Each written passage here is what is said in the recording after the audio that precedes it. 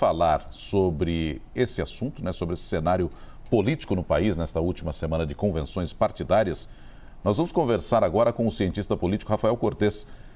Professor Rafael, bom dia, obrigado por atender aqui a CNN. Qual é a expectativa que o senhor tem aí para essa reta final, para essa última semana? A gente falou aqui de algumas movimentações que vão ocorrendo, mas é uma última semana para a gente fechar nomes oficialmente. Qual é a expectativa que o senhor tem para ela? Bom dia.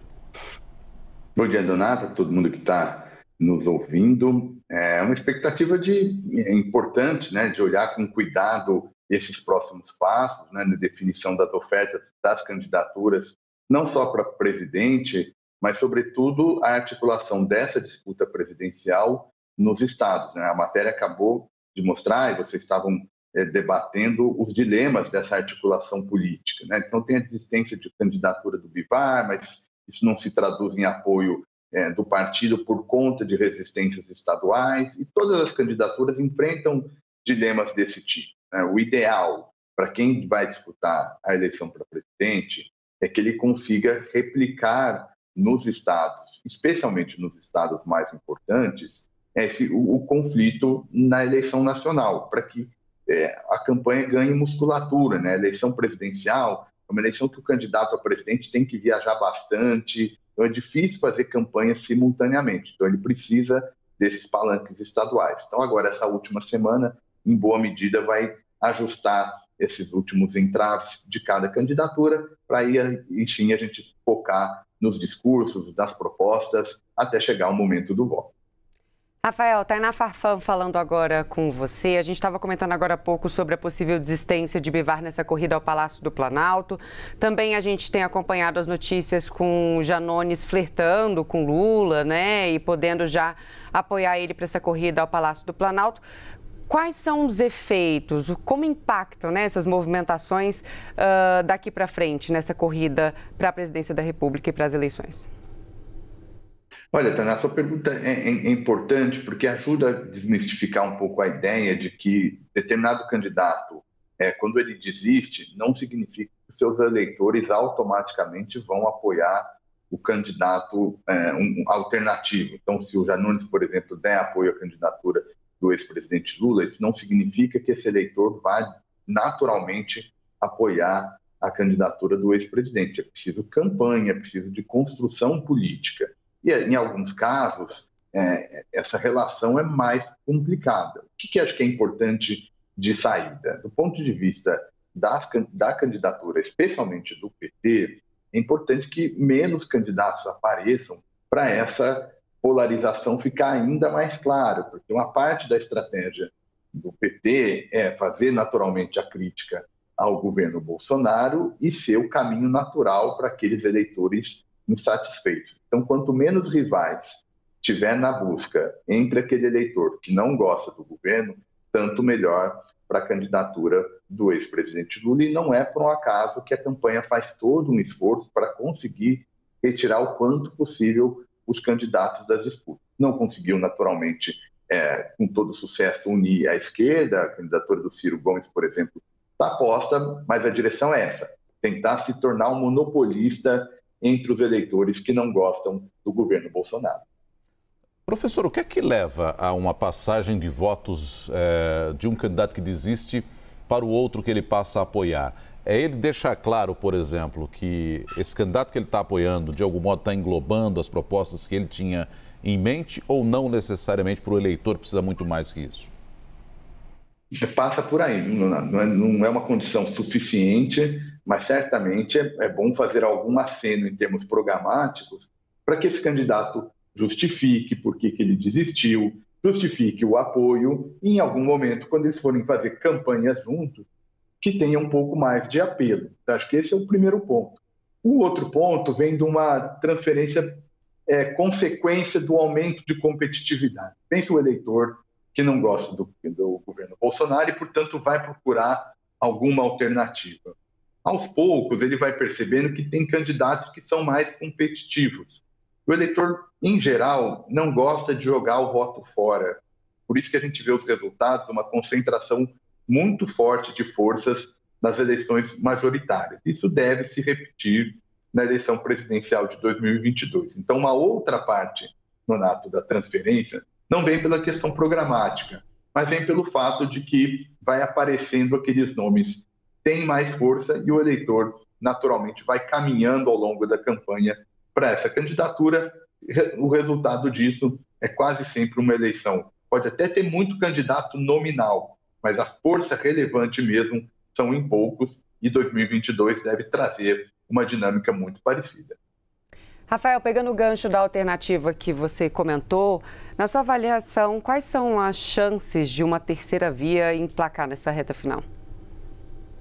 São diminutas, né? Existem porque democracia sempre tem algum nível de incerteza, a campanha traz fatos novos que não estão no radar, né? É difícil antecipar o que vai acontecer ao longo de uma campanha eleitoral, o desempenho dos candidatos no debate, qualidade da propaganda, né, e da mensagem política. Então, esses fatores naturalmente têm um peso.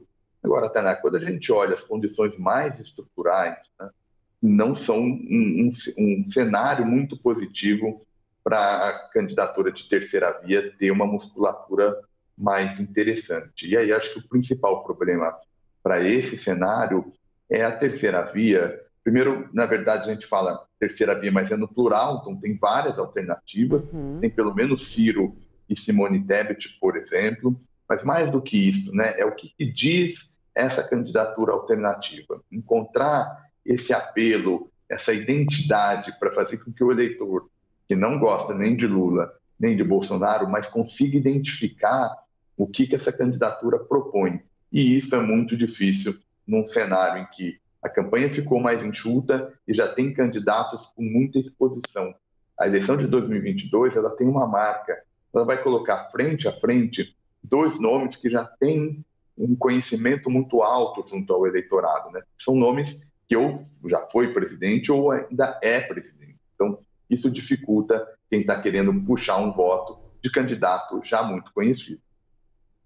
São dois nomes que estão à frente, como o senhor destacou, professor, e na última pesquisa do Datafolha, houve uma melhora, né, das intenções de voto do presidente Bolsonaro entre as mulheres, por exemplo. Por outro lado, entre os jovens, o presidente Luiz Inácio Lula da Silva, o ex-presidente Lula, tem um bom desempenho também. Para esses dois, e que estão lá na frente, buscando, claro, conquistar mais uma vez Bolsonaro à reeleição, Lula tentando voltar ao poder, há pontos específicos que eles precisam atacar, por exemplo, essa melhora no que diz respeito às mulheres por parte do presidente Jair Bolsonaro, é um bom indício para ele de, puxa vida, estamos no caminho certo, vamos atacar por aqui. Como é que o senhor vê essa busca por tentar chegar ao segundo turno ou, quem sabe, liquidar a fatura num primeiro turno para os dois, hein? Nonato, é super importante, né? Você chamou a atenção do Datafolha. Se a gente olha no agregado, pouco mudou, né? A gente olha o resultado, seja de Lula, seja de Bolsonaro, variações dentro da margem de erro e, afim ao cabo, é estabilidade. Mas quando a gente olha segmentos do eleitorado em particular, a gente consegue ver alguma mudança. E é uma mudança fruto da agenda política mais ampla. Nesse caso, por exemplo, tem uma chance grande dessa melhora entre as mulheres estar associado, por exemplo, ao Auxílio Brasil, né? O reforço em termos de distribuição de renda que o governo fez com a aprovação dessa PEC mais recente. Então, de fato, e acho que esse também é um efeito da campanha cada vez mais digital, né? Você consegue segmentando a mensagem política para parcelas específicas desse eleitorado. E as candidaturas sabem, no fundo, quais são qual que é o calcanhar de Aquiles de cada candidatura, né? Então, o presidente Bolsonaro certamente, por exemplo, está olhando o eleitorado feminino, o ex-presidente Lula, ao contrário, né? Busca, entre os homens, recuperar uma tendência que nem sempre lhe foi favorável. Então, não há dúvida de que essas campanhas vão trazer mensagens particulares para cada grupo de eleitores.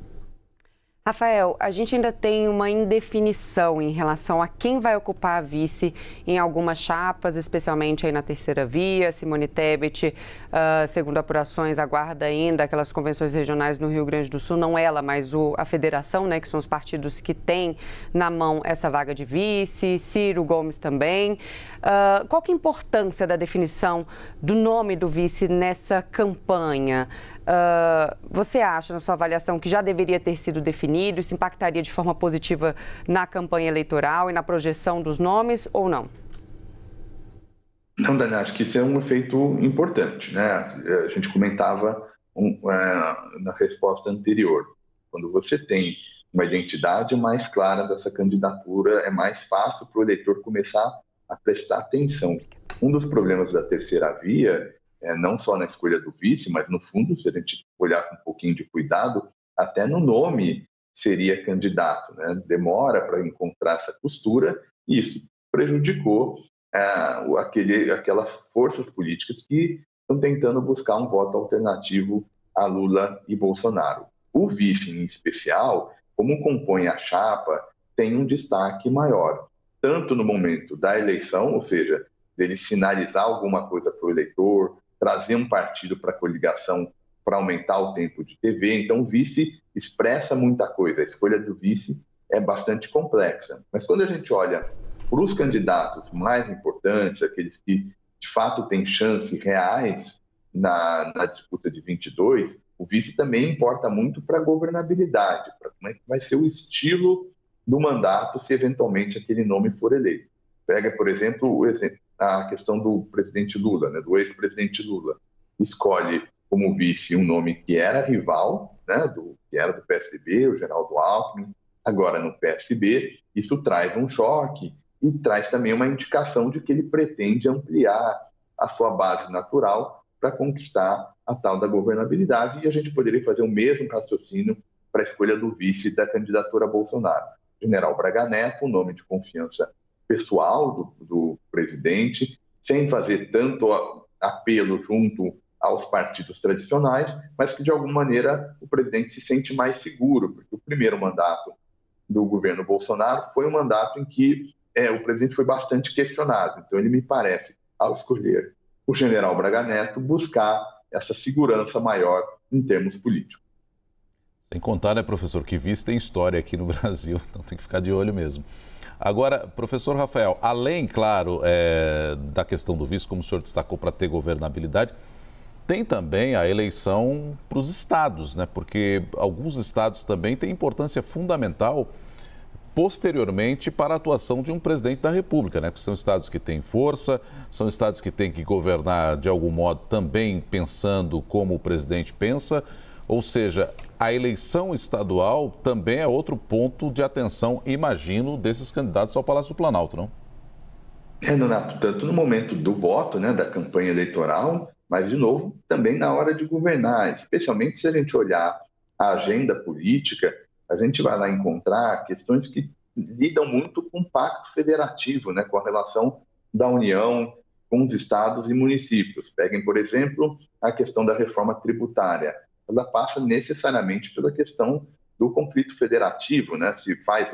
Se muda o ICMS, se não muda o ICMS, que é um imposto estadual e, portanto, precisa desse acordo com os governadores. A gente viu uma outra dinâmica também do governo Bolsonaro, foi esse conflito muito explícito, né? Isso foi um tom da política mais recente. Então, se quem quiser sentar na cadeira no próximo mandato, quiser ter uma agenda mais ampla de reformas, que comecem a responder aos desafios do ajuste fiscal, os desafios do aumento de produtividade, os desafios de melhorar a gestão das políticas sociais, passa muito pelo governo estadual e, naturalmente, pelo governo local. Então, alinhar essas candidaturas, especialmente nos eleitorados mais relevantes, é certamente um passo importante e é um ganho do candidato conseguir fazer isso, seja no momento da eleição, seja posteriormente sentado na cadeira de presidente. Maravilha. Rafael Cortez, cientista político. Obrigada, Rafael, pela sua entrevista, pela sua participação e disponibilidade de conversar com a gente nessa manhã de domingo aqui na CNN. Eu que agradeço, Tainá e Nonato, foi um prazer. Fico à disposição. Um bom dia a todos. Bom domingo por aí.